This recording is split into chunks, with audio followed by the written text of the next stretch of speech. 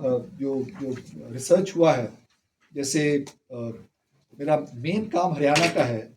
मेरा, जैसे मैंने कहा, पहला मेरा रिसर्च हरियाणा में हुआ था लेट 1980s में। 20 साल के बाद मैंने अपने गांव को रिविजिट किया। वो सारे आर्टिकल्स पब्लिश्ड हैं इकोनॉमिक एंड पॉलिटिकल वीकली में। इमर्जेंट रूरलिटीज करके एक आर्टिकल छापा था मैंने। वो researchgate.net है, जो स्टूडेंट्स रिसर्चर्स हैं, अगर वो देखना चाहते हैं मेरे पेपर्स, वो सब डाउनलोड कर सकते हैं आप without any problem. You don't need to have subscription to EPW. और भी कई जगह पे मैंने लिखा है। तो और सारे लोगों ने जो काम किया उसके रेफरेंस दे रखे हैं मैंने। वो भी इतनी ज़्यादा मुश्किल नहीं है, अगर मेहनत करोगे तो पढ़ा जा सकता है उसको। तो सबसे पहली जो बात मैं इसमें करता हूँ वो ये सोच दिखाता हूँ कि ये जो अवधारणा बनी है कि दुनिया का विकास हो रहा है तो शहरीकरण हो रहा है, और शहरीकरण का अपने आप में अजम्पशन ये है कि गांव खत्म हो रहा है और गांव शहर में बदल रहा है। अब ये सच्चाई जो है, ये सिर्फ पश्चिम यूरोप की सच्चाई है, नॉर्थ अमेरिका की सच्चाई है, दुनिया की सच्चाई नहीं है। हमारे पास वो है नहीं तो मैं आपको दिखाता। अगर दुनिया की आबादी देखी जाए, इसमें मैंने शो किया है, अगर आप 9001 में चले जाएं, 9001 में ओब्वियसली शहरी आबादी कोई करीबन 10-12% है, और गांव की आबादी दुनिया की जो है वो 80-90% के बीच में है। अब वो गांव की आबादी बढ़ रही है, शहर की आबादी भी बढ़ रही है, और इट्स ओनली इन 2008 में हम देखते हैं कि दुनिया लेवल पे जो शहर की आबादी है वो गांव की आबादी से ज़्यादा हो जाती है इन प्रोपोर्शनल टर्म्स। कि शहर जो है वो 50% से ऊपर चला जाता है, गांव जो है 50% से नीचे आ जाता है। लेकिन 901 से लेके 2021 तक कभी भी ऐसा नहीं हुआ कि गांव की आबादी पहले से कम हुई हो। जब शहर की आबादी बढ़ जाती है तो गांव की आबादी भी बढ़ रही है। जैसे आपका 10 से 100 हो गए और शहर की आबादी 10 से 150 हो गई। अब 10 से 100 भी तो बढ़ना ही है ना। उसके बाद जब वो 50% से ज्यादा हो जाती है, उसके बाद शहर की आबादी बढ़ रही है, लेकिन गांव की आबादी भी बढ़ रही है। सो इन एब्सोल्यूट टर्म्स आज जो दुनिया में गांव में लोग रहते हैं वो इतने कभी भी दुनिया में नहीं रहे। जो आज से 20 साल पहले लोग गांव में रहते थे, आज उससे ज्यादा लोग गांव में रहते हैं। आज से 50 साल पहले जो गांव में रहते थे, आज उससे ज्यादा लोग रहते हैं, लगभग 1.5 लोग रहते हैं। तो गांव है, शहर ज्यादा है। पहले भी गांव था, शहर कम था, लेकिन अब जो है शहर ज्यादा है, गांव भी पहले से ज्यादा है। प्रोपोर्शनल सेंस में शहर बड़ा है, एब्सोल्यूट सेंस में नहीं बड़ा। अब ये डेटा अगर आप इंडिया पे लेके आ जाए, क्योंकि अलग अलग ट्रेजेक्टरीज हैं, अलग रीजन के अलग अलग ट्रेजेक्टरीज हैं। इंडिया में और भी इंटरेस्टिंग है एक्चुअली। बड़ा मेरा एक टेबल है तो वो मैं शेयर भी कर सकता हूँ अगर कोई चाहे। इस किताब में भी दिया है मैंने। इंडिया में जो, जैसे मैंने पहले बताया, करीबन 15 से 17% लोग शहरों में रहते थे, बाकी लोग गांव में रहते थे। और हमारा एक्चुअली गांव और शहर वाला बाइनरी कंस्ट्रक्शन नहीं है। जब आप लोगों से बात करेंगे ना, पुराने लोगों से बैठ के, किस तरह के कस्बे होते हैं, कोई रोहतक है, कोई पानीपत है, कोई मंडी टाउन है, हमारे यहाँ शहर है, कस्बा है, पुर है, बाद है। कम से कम भी 10-15 तरह की क्लासिफिकेशन मिलेगी, जिसको मैं वो स्पेशलिटी बोलता हूँ। हिंदी में क्या बोलते हैं स्पेशलिटी को? विशेषज्ञता। नहीं, विशेषज्ञता की बात नहीं कर रहा मैं। जैसे वो शहर है, ये गांव है, नहीं विशेषता की बात नहीं कर रहा मैं। जो जो जो नहीं, जो सेटलमेंट्स हैं, जो नहीं सेटलमेंट का जो फीचर है, उसको मैं स्पेशलिटी बोल रहा हूँ। अलग अलग तरह के, जैसे कस्बा है, शहर है, मोहल्ला है, पहाड़ों पे अलग अलग तरह के रहने के तरीके होते हैं। तो वो बहुत ज़रूरी है, लेकिन हमारे यहाँ पे इस तरह का बाइनरी नहीं था। शहर गांव की बात नहीं करते थे, ये गांव है। अब जैसे हिमाचल में चले जाइए, वहाँ पे मेरे को याद है, मैं सोलन में फील्ड वर्क कर रहा था, तो मेरे को सरपंच मिला, उससे काफ़ी देर बात करता रहा। कहता चलिए मैं आपको अपनी कॉन्स्टिट्यूंसी दिखाता हूँ। तो मैंने उसकी तरफ देखा, भैया आप तो गाँव के सरपंच ही है ना? कहता हाँ जी हूँ तो मैं गाँव का सरपंच, लेकिन मेरी कॉन्स्टिट्यूंसी तो है ना। कॉन्स्टिट्यूंसी तो आप गाँव ही होगा ना। कहता आइए तो सही आप। उसके कॉन्स्टिट्यूंसी में 50 बस्तियाँ थी। बस्ती अचानक चीज है। पहाड़ों पे क्या होता है, हाउसेबल प्लॉट्स नहीं है, छोटी छोटी बस्तियां होगी, सब मिला के एक पंचायत बनती है। मैं बिहार में फील्ड वर्क करने गया, एक गांव में 3 पंचायत थी। गांव का साइज इतना बड़ा है। तो और इसी तरीके से आप जो, मेरे को याद है किन्नौर में गए, फील्ड वर्क कर रहे थे, किन्नौर डिस्ट्रिक्ट हेडक्वार्टर है, लेकिन किन्नौर पंचायत है, वो म्यूनिसपैलिटी भी नहीं है। तो वो एक अलग अलग काइंड ऑफ वो जो स्पेशियल पैटर्न्स हैं वो हैं। तो जो गांव की बात कर रहे थे, इंडिया में अगर इंडिया की आबादी देखी जाए, आज इंडिया में करीबन 65% लोग गांव में रहते हैं। 18वीं शताब्दी में कोई 17% रहते थे। अंग्रेजी हुकूमत के दौरान हमारे यहाँ पे डी इंडस्ट्रियलाइजेशन होता है, रूरलाइजेशन होता है। शहरों से लोग गांव में जाते हैं, अपना शहर का काम छोड़ के खेती में जाते हैं। उस पर बहुत सारे लोगों ने लिखा है, फेमिन्स भी उससे और बहुत सारे प्रॉब्लम हुए। लेकिन 1901 में जो हमारे पास डेटा है, उसके हिसाब से करीबन 15% लोग जो है वो 10-11% लोग जो है शहरों में रहते थे, बाकी गांव में रहते थे। अब ये 1951 में 15% के लगभग हो जाते हैं। अब ये बढ़ता बढ़ता 35% हो जाता है। अगर आप एब्सोल्यूटली ये नंबर लीजिए तो ओबियसली जो शहरी आबादी है वो करीबन 10 गुना बढ़ रही है या 20 गुना बढ़ गई है।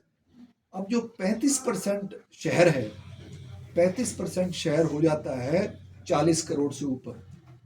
अब 40 करोड़ की आबादी जो शहरी आबादी है इंडिया की, वो उस साइज का कोई देश नहीं है दुनिया में, चाइना और इंडिया के अलावा, सिर्फ शहरी आबादी है। ये हमें समझना जरूरी है, क्योंकि शहरी आबादी इंडिया की इतनी बड़ी है, वो मार्केट के हिसाब से एक वायबल बेस बन जाता है कॉर्पोरेट कैपिटल के लिए। तो it's a huge demographics, larger than any other country of the world except for China and India. जो अमेरिका तीसरा सबसे बड़ा देश है, उसकी पूरी आबादी 35 करोड़ के लगभग है, और इंडिया के शहरी आबादी 40 करोड़ है। लेकिन इसका मतलब ये नहीं है कि गांव की आबादी खत्म हो गई है। गांव की आबादी भी 4 गुना बढ़ गई है। अगर पहले 20 करोड़ थे लोग गांव में रहते, अब 80 करोड़ गांव में रहते हैं, 85 करोड़ या 90 करोड़। अब 90 करोड़ तो अभी भी शहर से 3 गुना ज्यादा है, 1.5 गुना ज्यादा है, 2.5 गुना ज्यादा है। अब 90 करोड़ जो आदमी गांव में रहता है, इसको अगर आप डाइजेस्ट करना शुरू करेंगे तो आपका जो सोचने का तरीका है उसको आपको रिवाइज करना पड़ेगा। आप सिर्फ ये कह दीजिए कि हाँ इंडिया में अर्बनाइजेशन कम हो रहा है, स्लो हो रहा है, उससे काम नहीं बनेगा। इंडिया में अर्बनाइजेशन हो ही नहीं रहा, हो रहा है तो हो रहा है। क्या हो रहा है अर्बनाइजेशन? अर्बनाइजेशन मतलब क्या है? अब कॉस्मोपॉलिटन अर्बनाइजेशन तो नहीं हो रहा जो 2011 से 2001 से 11 में हुई छोटे छोटे बस्तियां। आपने जो क्या बोलते थे सेंसस टाउन ज्यादा डिक्लेयर हुए, आप डेमोग्राफिक्स पढ़ के देख लीजिए, सबने बोला नए नए कस्बे जो थोड़े गांव जैसे थोड़ा बड़ा हो जाता है, वहाँ पे खेती कम हो जाती है, उसको सेंसस वाले सेंसस टाउन बना देते हैं। लेकिन absolute number of rural settlements, जो गांव कितने हैं देश में? देश में करीबन 5 से 6 लाख के बीच में गांव है। अब वो जो नंबर है 2001 से लेकर 2011 तक, गांव का नंबर कम नहीं हुआ। इसका मतलब ये है कि नए गांव भी बस रहे हैं। पहले अगर 5,29,000 कितने थे, तो अब 6,22,000 कितने हो गए। तो गांव का नंबर जो 1947 में था 500,000, आज उससे थोड़ा ज्यादा है। शहरों का नंबर जो 1947 में था उससे 10-12 गुना ज्यादा है। शहर बढ़ रहा है, लेकिन बात यह है कि अगर उसको इंपेरिकली देखा जाए तो हमें ये बाइनरी से बाहर आके देखना पड़ेगा अलग अलग पैटर्न क्या है अर्बनाइजेशन के। रीजनली अलग अलग है। बिहार में चले जाइए, आज के दिन भी वहाँ पे सिर्फ 12% पॉपुलेशन है, वो शहरी है। हिमाचल में भी यही है। गुजरात में चले जाइए 45% है, महाराष्ट्र में चले जाइए 40-45% है, पंजाब में चले जाइए 35%, 40% के लगभग है। सो अलग अलग रीजन के अलग अलग पैटर्न है अर्बनाइजेशन। इसका मतलब ये नहीं है कि एक विकसित हो गया दूसरा बैकवर्ड हो गया। हिमाचल जो है कई तरीके से एजुकेशन के हिसाब से बहुत विकसित है, हमारे हरियाणा से आगे विकसित है, लेकिन वहाँ अर्बनाइजेशन हो नहीं सकता क्योंकि वो सेटलमेंट इस तरह से है। तो ये नहीं कि गांव का विकास नहीं हो सकता गांव में रह के, या गांव में लोग पढ़ लिख नहीं जाते, हमेशा पढ़े लिखे होते थे। ऐसे नहीं कि लोग अनपढ़ हुआ करते थे। लोग अब कहते हैं रंजीत सिंह के टाइम पे हर कोई पंजाबी पढ़ा लिखा था। आदमियों को फारसी आती थी, औरतों को गुरमुखी आती थी, और कोई दूसरी भाषा आती थी। ये उर्दू तो बाद में अंग्रेजों ने डाली और लखनऊ वालों ने लाके पाकिस्तान में, लेकिन फारसी और पंजाबी आती थी सबको वहाँ पे। तो किस तरह से उस सारे के सारे मॉडल को डीलेजिटिमाइज किया जाता है। तो जो पहला मेरा आर्ग्यूमेंट है कि रूरल इज परसिस्टेंट, रूरल कहीं जाने वाला नहीं है, उसका नेचर चेंज हो जाएगा, वो हमेशा बदलता रहा है, वो नई बात नहीं है। पहले गांव जो था अब गांव है वो अलग है, लेकिन ये नहीं है कि सिर्फ 47 के बाद ही गांव बदलना शुरू होता है, ये रूरल डेवलपमेंट के बाद ही शुरू होता है। पहले भी बहुत बदलता है। जैसे जाट आया, उसने क्या क्या चेंज आए, उससे पहले एक भूचाल आ गया, उससे क्या क्या चेंज आए, नए तरीके का पहिया आ गया, उसने पानी निकालना शुरू कर दिया, उससे चेंज हुआ। तो चेंज हमेशा हो रहे थे। दूसरी मैं बात जो करता हूँ वो एक 3-4 चीज़ों लेके, जैसे कास्ट है, लैंड, सबसे पहले लैंड की बात करते हैं। लैंड का क्या हो रहा है? लैंड, एक तो मैंने जो जैसे पहले बात की, एक बड़ी मिसकंसेप्शन है जिसको बड़े अच्छे तरीके से हमने कल्टीवेट भी किया, उसको अपनाया।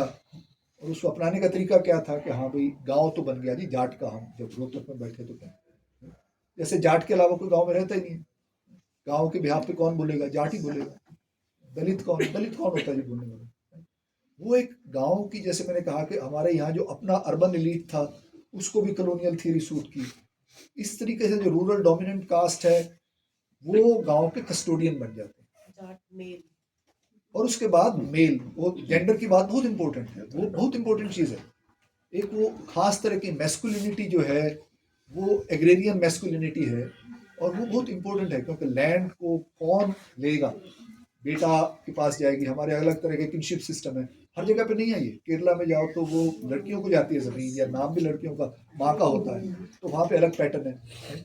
लेकिन जो मेल मैस्कुलिनिटी है, male masculinity of the landed dominant caste becomes the sole spokesperson of the rural life। जैसे गांव में और कोई रहता नहीं है, कोई नहीं पूछेगा किसी किसी किसी दलित से कि हाँ भाई बताओ गांव कितनी कमाल की चीज़ है। मैंने पूछा था, संगरूर डिस्ट्रिक्ट में फील्ड वर्क कर रहा था, मेरे को याद है मैंने लिखा भी था वो सारा उसका। एक वो दलित से पूछा था, कहते मनु की फर्क पैंदा जी, मेरे वास्ते गाँव की है।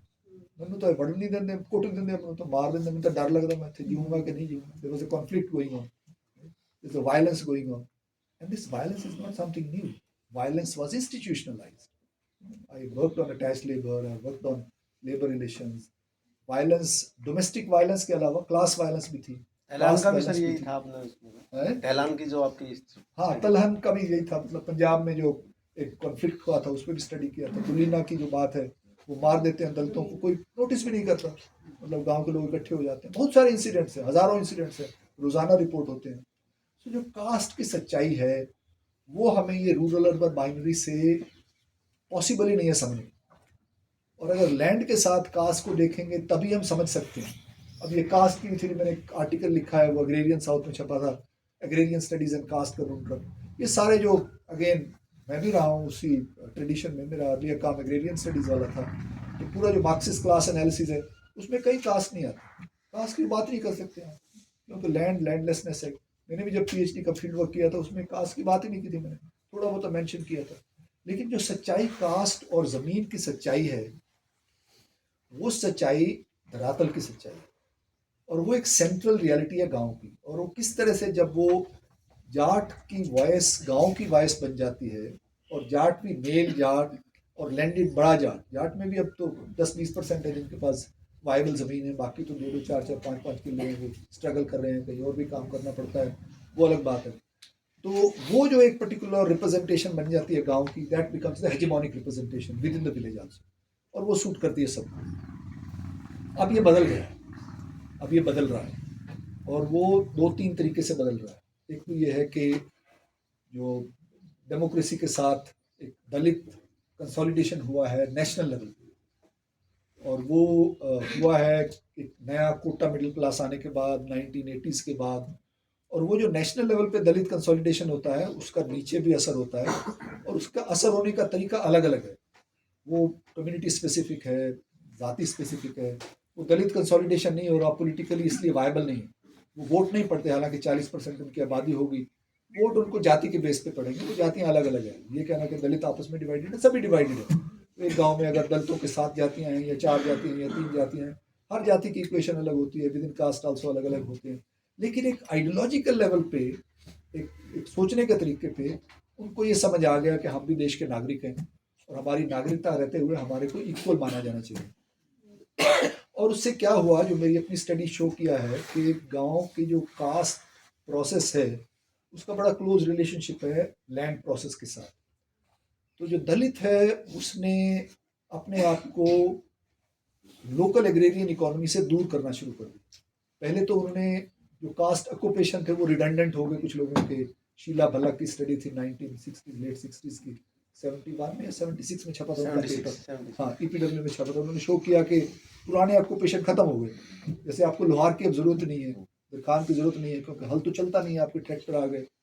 पॉटर की भी जरूरत नहीं रही उस तरह से जैसे पहले हुआ करती थी। पॉटर को बनाता है तो वो जाके शहरों में बेचता है, गाँव वाला तो शहर से प्लास्टिक का मटका लेके आता है। फ्रिज आ गए, वो सब चीज़ें हो गई। तो वो कास्ट ऑक्यूपेशन जो रिलेशनशिप था वो खत्म हो जाता है। जाट का भी डिक्लाइन होता है एग्रीकल्चर का डिक्लाइन होने के साथ साथ, क्योंकि post liberalisation agriculture loses out ideologically. बच्चे पढ़ना शुरू कर देते हैं, पढ़ने के बाद वो शहर में जाना चाहते हैं, बच्चियाँ पढ़ना शुरू कर देती हैं, वो भी शहर में चली जाती हैं। उसके साथ फिर एक अलग किस्म का किनशिप पैटर्न भी चेंज हो जाते हैं। वो एक शहरीकरण शुरू होता है जब जाट का। तो जो एग्रेरियन क्राइसिस की बात होती है उसमें मैंने एक आर्टिकल लिखा था, बियॉन्ड क्राइसिस।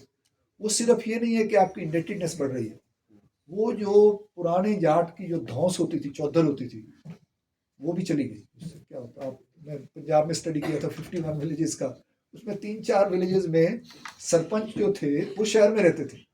गांव का सरपंच है लेकिन गांव में कोई पूछता नहीं हमारे को।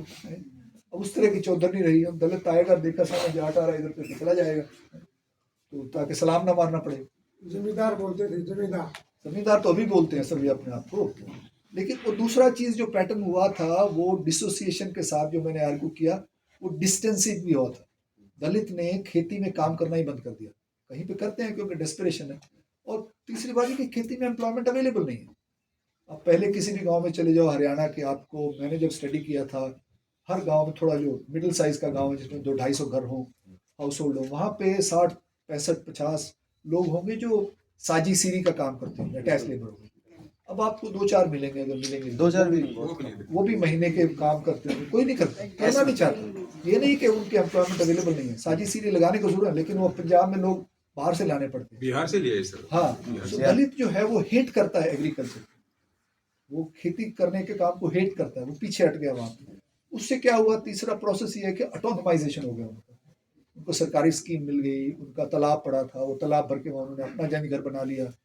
तो वो जो मैंने ये प्रोसेस बोला था कि एक dissociation from caste occupation, distancing from agrarian economy and autonomization of communities.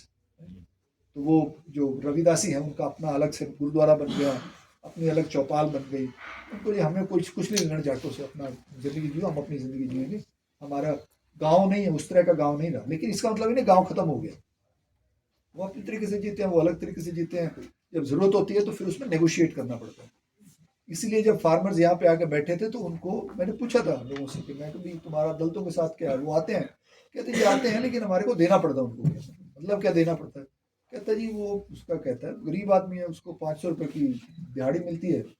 अब मेरे बारी है यहाँ पे आने की, तो मैं उसको कहूँगा ले यार दिहाड़ी, 10 दिन की दिहाड़ी ले, तू जा मेरी जगह पे, मेरे को घर संभालना है। तो वो उनके कोई स्टेक्स नहीं थे फार्मर्स मूवमेंट, क्योंकि वो एकदम से इंस्ट्रूमेंटल हो गया रिलेशनशिप। वो जो इंस्ट्रूमेंटल होने के बाद दलित का एम्पावरमेंट हुआ। दलित के लिए अब गांव पहले से ज्यादा ह्यूमन हो गया। औरत का ज्यादा चेंज नहीं हुआ, उसको मैंने ज्यादा स्टडी नहीं किया। लेकिन ये जो लैंड और कास्ट है, एक तो लैंड की वैल्यू कम हुई है, प्राइस चाहे बढ़ गया हो पर लैंड की वैल्यू कम हुई है। लैंड का जो पावर होती थी लैंड के साथ जुड़ी हुई, वो कम हुई है। आज का गांव का नेता कौन है? आज का जो गांव का नेता है उसको मैंने काफ़ी डिटेल में डिस्कस किया। सिर्फ हरियाणा में नहीं हुआ, पंजाब में नहीं हुआ, पूरे देश में हुआ है। गांव का नेता आज पुराना चौधरी नहीं है। पहले चौधरी हुआ करते थे गांव में, 2-3 चौधरी, जो हरियाणवी में थोड़ेदार बोलते थे। वो थोड़ेदार बड़ी जाति से होगा, वो गांव का जब प्रॉब्लम होती थी उसको रिप्रेजेंट करेगा। He may not be the richest person, he may not be the eldest person, लेकिन वो उम्र बहुत ज़रूरी होती थी उसके लिए, और ज़मीन होना भी ज़रूरी होती थी, और हमेशा आदमी होते थे। और वो जो बड़ा चौधरी था, अगर थोड़े बहुत बचे, हर गांव में आपको शायद अभी भी 1-2 ज़मींदार मिल जाएंगे जिनके पास 25-50 और उससे ज़्यादा भी ज़मीन होगी कुछ इलाकों में। वो गांव का बशिंदा ही नहीं रहा। वो गांव का पहले जो था ना, एक 1970s में थियरी आई थी कि एग्रेरियन बुर्जुआजी डेवलप होगी। डेमोक्रेसी के साथ गांव से जो पावर निकल के वो चंडीगढ़ जाती थी, चौटाला बने चीफ मिनिस्टर, क्योंकि वो गांव के थे। अब आते आते पिछले दशक में ये फ्लो रिवर्स हो गया। अब गांव की पावर चंडीगढ़ से आती है या रोहतक से जाती है। ये रिवर्स का प्रोसेस बड़ा इंटरेस्टिंग है। उससे होता क्या है कि गांव में पुरानी चौधरी रही नहीं, अब वो जो चौधरी है वो शहर में चला गया, लेकिन उसके स्टेक्स एग्रीकल्चर में, उसकी कास्ट के कनेक्शन हैं, और बहुत ज़्यादा स्टेट वेलफेयर आ गया, बहुत सारी स्कीमें हैं। और स्कीमें दिलाने के लिए कौन होगा? स्कीमें दिलाने के लिए somebody will come up। इसको मैंने कंसेप्चुअलाइज किया पॉलिटिकल एंटरप्रेन्योर। एक वो मेरे कलीग्स हैं बाहर रहते हैं इंग्लैंड में, जेम्स मैनर, उनके साथ मैंने किताब भी लिखी है। उन्होंने उसका वर्ड यूज़ किया, उससे पहले हरगोपाल और राम रेड्डी ने किया था। वो कहते हैं ये फिक्सर्स है। तो गांव का जो नेता है जो आजकल, वो एकदम से दलाल जिसको बोलेंगे हम हिंदी में, तो वो एक दलाल टाइप के लोग जो जो बेसिकली आपका काम जाके शहर में करवा सकते हैं, और इसके एक्सचेंज में आपका वोट उनको दिलवा सकते हैं। आपका ब्यूरोक्रेसी के साथ काम है, शहर में कुछ झगड़ा हो गया, एक नई तरह का एक ये 100% नहीं होगा, कहीं पे नहीं होगा, वो होगा, लेकिन ये ट्रेंड है कि गांव में जो एक क्लाइंटेल पॉलिटिक्स बोलते हैं उसमें, तो वो जब हो गया। फाइनल चीज़ मैं जो बात करूंगा वो बहुत इंटरेस्टिंग, जो मैंने देखी थी और इस पर और काम करने की ज़रूरत है, मैं होप कर रहा हूँ कि करूँगा। हरियाणा के गांव में, शायद आपको भी ये याद होगा जो थोड़े बड़े उम्र वाले हैं, 1980 85 के बाद जब मैंने फील्ड वर्क शुरू किया 86 88 में, तो मैं आई वाज सरप्राइज कि गांव में कोई मंदिर वंदिर नहीं थे। एक गांव में एक मंदिर था, वो था बनियों का, और कोई मंदिर नहीं था। सिखों का अपना छोटा सा गुरुद्वारा था, और 2 गांव थे, उसमें कोई मंदिर ही नहीं था। तो ये क्या रिलीजियोसिटी है आपकी? Who cares? थोड़ा बहुत कोई पंडित पंडित आते थे, कभी आ गया बाहर से, किसी गांव में पंडित थे ही नहीं है? मतलब रिलीजियोसिटी नाम पे कुछ नहीं था। नहीं। तो गांव का जो मेरे को याद है, मैं जब किताब लिख रहा, अपना पीएचडी कर रहा था, एक ब्रिटिश एडमिनिस्ट्रेटर की किताब पढ़ी थी, वो साउथ पंजाब की बात कर रही, इसी रीजन के करनाल के आसपास की, और वो कहता है कि the people of this region observe fasts of all religion and feasts of none. Not sorry, the other way around, they observe feasts of all religion and fasts of none. पहले मुस्लिम रहते थे, उनमें शायद थोड़ा बहुत होगा religiosity, पर religion नहीं था, रिलीजियोसिटी नहीं थी। 2008 में जब मैं गया, तो मैं पहले तो उस पर मैंने गौर ही नहीं किया। तो सडनली जब मैं फील्ड वर्क खत्म कर रहा था, तो मैंने देखा कि लोग डेरे जा रहे हैं, सरसा वाले डेरे जा रहे हैं, और ट्रॉली भर के जा रही है। मैं देखा कौन बैठे हैं ट्रॉली में, तो सभी लोग बैठे थे, कुछ दलित थे, कुछ अपर कास्ट वाले गुज्जर भी थे, कुछ झीमर थे। मैं थोड़ा क्यूरियस हो गया, फिर मैंने उनसे बात किया जब वो वापस आ गए। मैं कहा भाई तुम लोग तो बड़े अलग अलग हो, कैसे जाते हैं? कहते नहीं जी हम सभी जाते हैं। तो क्यों जाते हैं? कहते मुझे थोड़ा कम्युनिटी बनती। उसी दौरान पहले मैंने पंजाब में भी थोड़ा स्टडी किया था डेरों को। तो हुआ क्या है कि, और मेरी स्टडी में निकल के भी आ रहा था, आप एक जमींदार से बात कीजिए तो उसे पूछते थे, बैठा था बात करते थे, कहता नहीं जी हूँ पुरानी गाल नहीं रही। तो व्हाट हैपेंड? कहते यार हमें ये साथ वाले गांव में कोई हमारा रिश्तेदार है, वहाँ पे डेथ हो गई, मैं गया हूँ, मेरे चाचे का बेटा उसको भी जाना है, फलाने को भी जाना है, अब तीनों के पास गाड़ियाँ हैं, तीनों जाएंगे वहाँ, एक एक बंदा जाएगा, अलग अलग गाड़ियाँ लेके जाएंगे, कोई आपस में रहा नहीं, कुछ नहीं रहा। तो वो कहीं ना कहीं पे एक बड़ा डीप रूटेड था, जो गाँव का किनशिप बेस सॉलिडारिटीज थी, उनका बड़ा मेजर फ्रेगमेंटेशन हुआ है। और वो ज़मीन के साथ भी जुड़ा है, क्योंकि जो छोटा ज़मींदार है उसकी गांव में कोई वैल्यू नहीं रही है, वो अपना स्ट्रगल कर रहा है, उसकी जो लाइफ में कोई कम्युनिटी नहीं रही। सुइसाइड के कारण ये भी है कि डाउनवर्ड मोबिलिटी हुआ है, किनशिप रिलेशन उस तरह के रहे नहीं, हर कोई अपने बारे में सोचता है, हर कोई अपने तरीके से सोचता है। तो उसके लिए मैंने एक ना वर्ड यूज़ किया, जो एंथनी गिडन्स एक सोशियोलॉजिस्ट हैं वो कहते हैं ऑन्टोलॉजिकल एंग्जाइटीज। आपको अपनी ज़िंदगी को लेके बड़े टेंशन होने लगा, हम सबको है किसी ना किसी लेवल पे। आप जब शहरों में रहते हैं या शहरों में पढ़ते हैं, वो पहले वाली जो सिक्योरिटी थी, ऑन्टोलॉजिकल सिक्योरिटी, कि हाँ भी ठीक है अब ये काम करूँगा, बाप बैठा है, भाई बैठा है, बीमार हो गया तो कोई ले जाएगा मेरे को हॉस्पिटल। अब कहीं ना कहीं से एक इंडिविजुअलाइजेशन हुआ है, और वो जो ऑन्टोलॉजिकल एंग्जाइटीज को पूरा करने के लिए उसका एक तरीका ये है कि आप कहीं ना कहीं से रिलीजियोसिटी में जाएं, और ये बहुत बड़ा ट्रेंड है। अभी मैं जब उस पिछले 2-3 साल पहले उस रीजन में घूम रहा था, तो वहाँ पे ये पानीपत के आसपास है, वहाँ पे एक तो ये डेरा पहले तो सिरसा में था, वो सिरसा वाले लोगों का लोकल सत्संग वहाँ पे आ गया, राधा स्वामियों का लोकल सत्संग वहाँ पे आ गया, 5-6 बड़े बड़े मंदिर बन गए गाँव के विसिनिटी, ऑलमोस्ट लाइक आधा किलोमीटर के दूर। और ये जो रिलीजियोसिटी बढ़ रही है, इसका ऑब्वियसली पॉलिटिकल रीजंस भी हैं, बड़े अच्छे तरीके से भी किया जाता है, लेकिन एक कहीं ना कहीं से लोगों को जो एंग्जाइटी और ऑन्टोलॉजिकल इनसिक्योरिटी बढ़ रही है, उसको भी वो हेल्प कर रहा है। और ये प्रोसेस सिर्फ हरियाणा ही में नहीं है, ये मैंने देखा यूपी में सत्येंद्र कुमार उन्होंने स्टडी किया है, साउथ में जाइए और ये कावड़िया बढ़ रहे हैं, हम तो एक सिंपल कहेंगे ये प्रोपेगेंडा है, वो प्रोपेगेंडा भी है, लेकिन वो क्योंकि लोगों में कोई और आपस में इकट्ठे बैठ के बात करने तरीका तक की ह्यूमैनिटी नहीं बची। उनको लगता है एक साथ इनके साथ जाएंगे, दोस्ती बनेगी, at least I will not feel so insecure. कहते जी डेरे पे जाते हैं, वहाँ पे कोई किसी को नहीं पूछता, सब एक साथ रहते हैं, कोई हमारे को एंजाइटी नहीं होती, कोई टेंशन नहीं होती, बहुत अच्छा लगता है। क्या होता है वहाँ पे, नहीं अच्छा लगता है। तो वो कहीं ना कहीं से उनको एक मैं ये कोई सोल्यूशन नहीं बता रहा, मैं ये सच्चाई बता रहा हूँ, जो ट्रेंड है इसके बारे में मैंने लिखा है। तो वो फाइनल ये है कि गांव कहीं नहीं जा रहा, गांव की सच्चाई है, और उस सच्चाई को धरातल पे जाके देखना पड़ेगा। और ये जो शहरी कॉमन सेंस है, जो जनरल कॉमन सेंस है, वो एक ideological politically produce motivated common sense है, जो ऑटोमेटिकली जो शहरी मध्यम वर्ग है उसको प्रिविलेज पोजीशन देता है, और वो एक खास किस्म का हायरार्की बनाता है। पहले गांव वालों का अपने गांव का बहुत प्राइड हुआ करता था, अब वो भी नहीं रहा, हरियाणा पंजाब में भी नहीं रहा। एक खास किस्म का पावर का गेम है ये। इसीलिए मैं कह रहा हूँ कि ये जो किताब है ये अपने आप में पॉलिटिकल इंटरवेंशन भी है, और उस पावर के गेम का मतलब ये है कि गांव वालों में गांव के होने को लेके एक हीनता का भाव भरा जाए। और इसलिए इसका सिर्फ इतना यहाँ तक नहीं आता, जब ये फार्मर्स मूवमेंट चल रहा था तो ईपीडब्ल्यू के लिए मैंने एडिटोरियल लिखा था, और वो मैंने स्टडी भी किया है। जैसे वो आपका जो अच्छा एम्प्लॉयमेंट माना जाता है वो कॉरपोरेट सेक्टर का है। अब जो कॉरपोरेट सेक्टर में जो एम्प्लॉयमेंट है वो उसके एक अपने कंडीशंस हैं, तो वो हर कोई वहाँ पे उसको नौकरी नहीं मिलती।